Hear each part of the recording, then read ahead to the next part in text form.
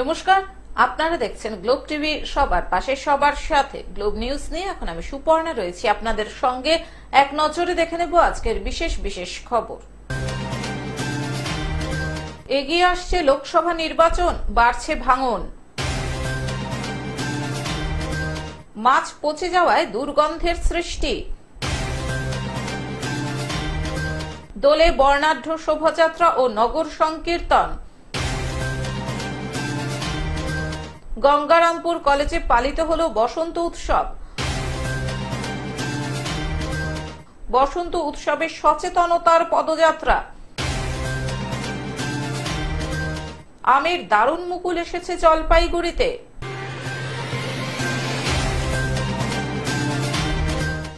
আসছে বিস্তারিত খবরে।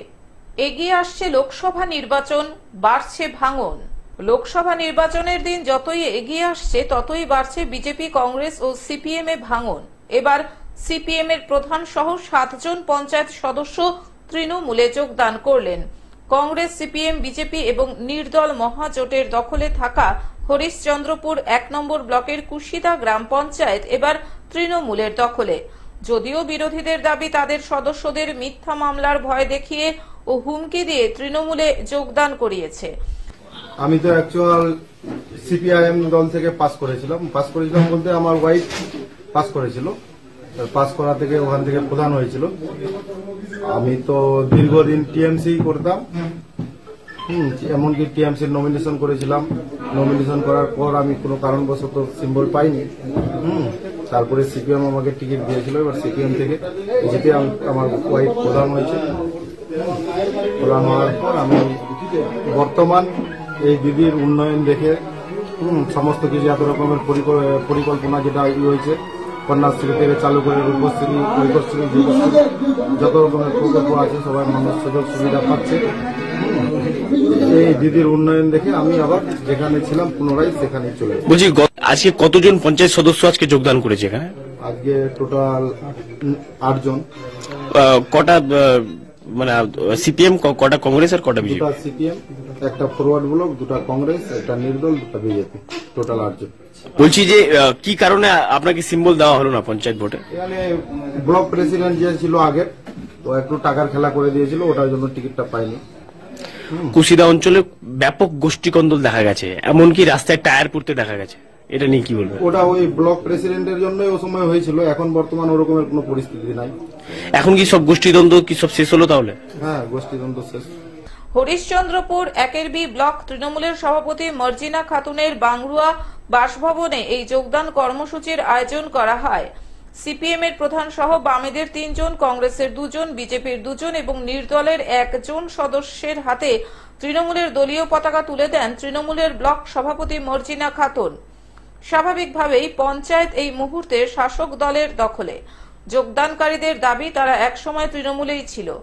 যদিও বিরোধীদের অভিযোগ তৃণমূলের কিছু নেতা টিকিট না পেয়ে বিরোধী শিবিরে এসেছিল, তারা দুর্নীতি করতে না পারায় আবার তৃণমূলে ফিরে যাচ্ছে। তৃণমূলের স্বভাবসিদ্ধ কাজ, এরা এরকম করে অভ্যস্ত। তৃণমূলেরই গাদ্দারি কিছু, মানে এদের দুপক্ষেরই গন্ডগোলের জন্য এরা টিকিট পায়নি বলে আমাদের কাছে এসেছিল। আমরা ভেবেছিলাম যে হয়তো এরা ভালো মতো মানে বোর্ডটা চালাবে, তার জন্য টিকিট দেওয়া হয়েছিল এদেরকে। তো কুকুরের যেমনি লেজ কোনোদিন সোজা হয় না, এদেরও তো সোজা হয় না। এরা ওই এটাই অভ্যস্ত, ওই জন্য এরা আবার নিজের জায়গায় ফিরে গেছে। এরা এগুলো কাজ করে অভ্যস্ত। এরা কিছুদিন আগে মমতা ব্যানার্জি 100 দিনের টাকা যে ছেড়েছে, এগুলোর দুর্নীতি এরা করতে পারছে না। আর আমরা তো স্বচ্ছভাবে মানুষের কাছে পৌঁছে দিই, এদের কাছে তো আমরা তো কাটমানির সরকার না। তো কাটমানির সরকারে এরা থেকে অভ্যস্ত ছিল, তো কাটমানি খেয়ে এরা অভ্যস্ত। কাটমানি যেহেতু খেতে পারছিল না, এই জন্য আমাদের দল তো এটা অনুমতি দেয় না। তো এরা খেয়ে অভ্যস্ত ছিল, খেতে না পারার জন্য আবার কাটমানি খাওয়ার জন্য আবার সেই কাটমানির সরকারেই ফিরে গেছে এরা। তো আগামীতে মানুষ এর যথেষ্ট স্বচ্ছ রায় দেবে। আগামীতে আমাদের ইন্ডিয়া জোটের সরকার আসছে, আগামীতে এরা আবার সেই শেখ শাহজাহানের মতো জায়গায় এরা জায়গা পাবে। এগুলো করে কোনো লাভ হবে না। তৃণমূলের স্বভাবসিদ্ধ এগুলো কাজ, এরা আগে থেকে এগুলো করে অভ্যস্ত। মানে ঘোড়া কেনা বেচা এদের চরিত্র, তো ঘোড়া কেনা বেচা করে কোনো লাভ হবে না। সাধারণ মানুষ জাগ্রত হয়ে গেছে। আগামী দিনে ইন্ডিয়া জোটের সরকার আসছে এবং ইন্ডিয়া জোটের সরকারকে সবাই ভোট দেবে বলে আমার আশা, এবং আগামী দিনে দুহাত তুলে সবাই আশীর্বাদ করবে এবং এই সরকার পতন হবে। তৃণমূলের পতন নিশ্চিত। সময়ের অপেক্ষা, আগামী দিনে ভোটের রায় সবাই বুঝতে পারবেন। মালদা থেকে অভিষেক দাসের রিপোর্ট, গ্লোব নিউজ। মাছ পচে যাওয়ায় দুর্গন্ধের সৃষ্টি। মুর্শিদাবাদ জেলার সদর শহর বহরমপুর পৌরসভার ঠিক সামনে বহরমপুর পৌরসভার মালিকাধীন লালদিঘিতে পরপর 3 দিন ধরে মাছ পচে যাওয়ায় ব্যাপক দুর্গন্ধের সৃষ্টি হয়েছে গোটা এলাকা জুড়ে। লালদিঘি যদিও বহরমপুর পৌরসভার মালিকাধীন, তবে লালদিঘি বর্তমানে একটি সংস্থাকে লিজ দেওয়া হয়েছে বলে জানা গিয়েছে। তবে এই মাছ পচে এলাকায় দুর্গন্ধ এবং দূষণ সৃষ্টি হওয়ায় কংগ্রেস ও বিজেপি দায়ী করেছে বহরমপুর পৌরসভাকেই। এই ঘটনায় বহরমপুর পৌরসভার কর্তৃপক্ষ মুখে কুলু পেটেছেন। ঘটনায় ব্যাপক চাঞ্চল্য ছড়িয়েছে গোটা এলাকা জুড়ে। এই লালদিঘি পৌরসভার যে বিলটা আছে, এখানে আমরা দেখি যে মাছ চাষ হয়। তো আমার দীর্ঘদিন ধরে দেখার মধ্যে আমি কোনোদিন দেখতে পাইনি আজ পর্যন্ত এভাবে মাছ মরেছে। তো হঠাৎ শুনছি আপনাদের কাছে যে নাকি লালদিঘির ধারে সব মাছ মারা গেছে। তো এটা আমার মনে হয় কি কারণ, সেটা প্রশাসন থেকে আরম্ভ করে পৌরসভা প্রত্যেকেই তদন্ত করে দেখা উচিত। এবং যারা এই মাছ মারার সঙ্গে যুক্ত আছে প্রকৃতভাবে, আমি মনে হয় প্রকৃতপক্ষে তাদেরকে ধরে তাদের দোষীদেরকে যথাযথ আইনানুগ ব্যবস্থা নিয়ে তাদেরকে সাজা দেওয়া উচিত। এইভাবে যে মাছ পড়ে পরিবেশ, সবচেয়ে বড় জিনিস মাছ মেরেছে ঠিক আছে, তার সঙ্গে তো পরিবেশ দূষণ হচ্ছে। লালদিঘির পাশ দিয়ে আজকে যাওয়া যাচ্ছে না, যে অবস্থা হয়েছে। অতএব যারা এই মাছ মারার সঙ্গে যুক্ত আছে, আমার মনে হয় প্রশাসন থেকে তাদের তদন্ত করে, নিরপেক্ষ তদন্ত করে, সে যেই হোক তার কঠোরতম শাস্তি দাবি জানাচ্ছে। দেখুন, গাফিলতি বলতে প্রশাসন তো আছে, সঙ্গে পৌরসভাও আছে। পৌরসভা তো দায়ভার এড়াতে পারে না, কারণ এটা তো সব সম্পূর্ণ পৌরসভার সামনে হয়। আর পৌরসভা ওইটার মধ্যে আবার পার্ক, যেমন মাছ চাষ হয় সঙ্গে পার্কও ব্যবস্থা করেছে, পার্কও চলে। এটা পৌরসভাকে তো দায়ভার আগে নিতে হবে। পৌরসভা থেকে তদন্ত করে বা প্রশাসন থেকে তদন্ত করে উপযুক্ত ব্যবস্থা নিতে হবে। কারণ আজকে পরিবেশ দূষণ হয়ে যাচ্ছে এটার জন্য। আজকে লালদিঘি পাশ দিয়ে যাওয়া যাচ্ছে না, যেভাবে আজকে দুর্গন্ধ ছড়িয়ে পড়েছে। মুর্শিদাবাদ থেকে রক্তিম সিদ্ধান্তের রিপোর্ট, গ্লোব নিউজ। দোলে বর্ণাঢ্য শোভাযাত্রা ও নগর সংকীর্তন। 25 মার্চ সারা দেশ জুড়ে পালিত হয়েছে দোল বা বসন্ত উৎসব। আর এই দোল উৎসবকে কেন্দ্র করেই একে অপরকে রাঙিয়ে তোলে আপামর বাঙালি। বিধাননগর পৌর নিগমের 16 নম্বর ওয়ার্ডের কাউন্সিলর জয়শ্রী বাগুই ও ওয়ার্ড সচিব সন্দীপ গোপাল বাগুইয়ের উদ্যোগে সকালবেলা এক বর্ণাঢ্য শোভাযাত্রা ও নগর সংকীর্তনের আয়োজন করা হয়েছিল। সাম্প্রদায়িক সম্প্রীতির বার্তা দেব এবং আজকে এই দিনটার কথা 500 বছর আগের কথা মনে পড়ে এবং সেদিনে সেই চৈতন্যদেবের আবির্ভাব এর মধ্যে দিয়ে এই উৎসবকে খুব জাগরণ সৃষ্টি হয়েছিল এবং সেই ঐতিহ্য আজও বাঙালি বজায় রেখেছে এবং সেই ঐতিহ্য আগামী দিনেও আমরা ধরে রাখবার চেষ্টা করব। ছোট ছোট বাচ্চারা নৃত্যের মাধ্যমে শোভাযাত্রা আলোকিত করে রেখেছিল। তার সাথে ছিল একে অপরকে আবির দিয়ে রাঙিয়ে তোলা। এই শোভাযাত্রা বাগুইহাটির বাগুইপাড়া শিব মন্দির থেকে শুরু হয়ে পুরো ওয়ার্ড প্রদক্ষিণ করে। এই ওয়ার্ডের সমস্ত অধিবাসী বৃন্দকে আমার শুভেচ্ছা, শ্রদ্ধা এবং ভালোবাসা। আমরা সবাই দোলের আনন্দে, ফাগুনের আনন্দে আজকে আন্দোলিত হয়েছি। এখানে সবাই তো বরাবরই বলি যে এরা আমায় স্থাপন করে নিয়েছে, তার জন্য আমি আপ্লুত অভিভূত। বিধাননগর থেকে অনির্বাণ দত্তের রিপোর্ট, গ্লোব নিউজ। গঙ্গারামপুর কলেজে পালিত হল বসন্ত উৎসব। তৃণমূল ছাত্র পরিষদের উদ্যোগে এক মনোজ্ঞ অনুষ্ঠানের মধ্য দিয়ে দক্ষিণ দিনাজপুর জেলার গঙ্গারামপুর কলেজে পালিত হল বসন্ত উৎসব। সম্প্রতি কলেজ প্রাঙ্গণে আয়োজন করা হয়েছিল এই উৎসব উদযাপনের। উপস্থিত ছিলেন কলেজের প্রিন্সিপাল দীপক জানা, গঙ্গারামপুর পৌরসভার চেয়ারম্যান প্রশান্ত মিত্র, রাজ্য তৃণমূল ছাত্র পরিষদের সম্পাদক কৌশিক সাহা সহ অন্যান্য বিশিষ্টজনেরা। বসন্ত উৎসব উপলক্ষে এদিন নাচ, গান, কবিতা পরিবেশন করেন কলেজের পড়ুয়ারা। পাশাপাশি একে অপরকে আবির মাখিয়ে বসন্তের শুভেচ্ছা বিনিময় করেন সকলে।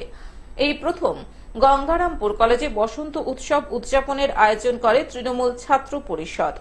বসন্ত উৎসবের এই অনুষ্ঠানে প্রত্যেকের উপস্থিতি ছিল যথেষ্ট লক্ষণীয়।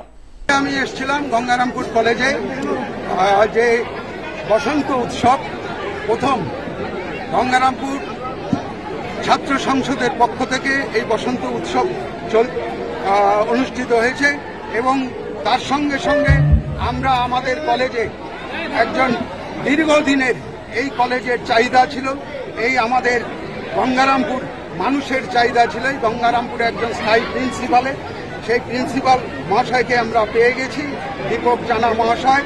তিনি আমাদের কলেজে নতুন জয়েন করেছেন। আগামী দিন ওনার যে চিন্তা ভাবনা, আমি ঢোকার সাথে সাথে উনি যেভাবে আমাকে বললেন যে আমাদের এই গঙ্গারামপুর কলেজ শুধু পড়াশোনা নয়, তার সঙ্গে সঙ্গে যে কালচারাল দিকটা, সেই দিকটাও যাতে বজায় থাকে এবং এই কলেজটাকে সবুজায়নে করার যে ব্যবস্থা, সেই ব্যবস্থাটা যদি আপনারা করতে পারেন, আপনি করে দেন, তাহলে খুব উপকৃত হবে এবং গঙ্গারামপুর কলেজটাকে একটা ভালো জায়গায় আমি পৌঁছে দেওয়ার চেষ্টা করব। দক্ষিণ দিনাজপুর থেকে জয়দীপ মৈত্রের রিপোর্ট, গ্লোব নিউজ। বসন্ত উৎসবে সচেতনতার পদযাত্রা। বসন্ত উৎসব উপলক্ষে রবিবার দ্য মিশন স্বেচ্ছাসেবী সংস্থার পক্ষ থেকে একটি সচেতনতার পদযাত্রার আয়োজন করা হয়। দ্য মিশন স্বেচ্ছাসেবী সংস্থার পাঠশালা থেকে পদযাত্রাটি শুরু করে পাণ্ডবেশ্বর, ফুলবাগান, বাজার সহ বিভিন্ন জায়গায় এই পদযাত্রাটি পরিক্রমা করে। দ্য মিশন পাণ্ডবেশ্বর পরিচালিত দ্য মিশন পাঠশালার উদ্যোগে আজকের আর্থিকভাবে পিছিয়ে পড়া বিভিন্ন শ্রেণীর সর্বস্তরের শ্রেণীকে নিয়ে আজকে আমরা বসন্ত উৎসবে নেমেছি।